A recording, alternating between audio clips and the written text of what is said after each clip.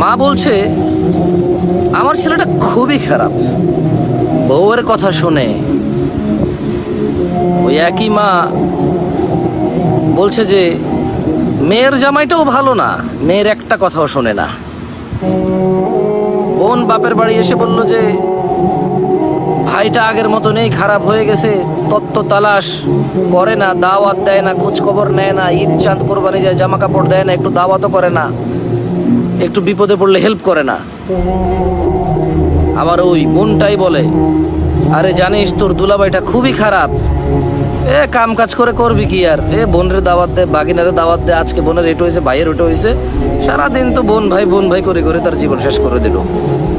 ভালো পড়েনি জামাইটা, মানে ভালো পড়েনি। অবাক অবাক করা চরিত্র না? মা তার ছেলের জন্য যে চরিত্রকে অপছন্দ করে, ঘৃণা করে, বদদোয়া করে, কিন্তু মা তার মেয়ের জামাইয়ের জন্য এমন চরিত্রের আকাঙ্ক্ষা করে এবং কামনা করে, দোয়া করে।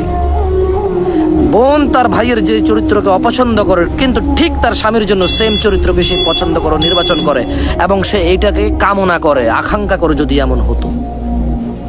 সমাজের এই স্যাড চরিত্র আমাকে ভাবায়।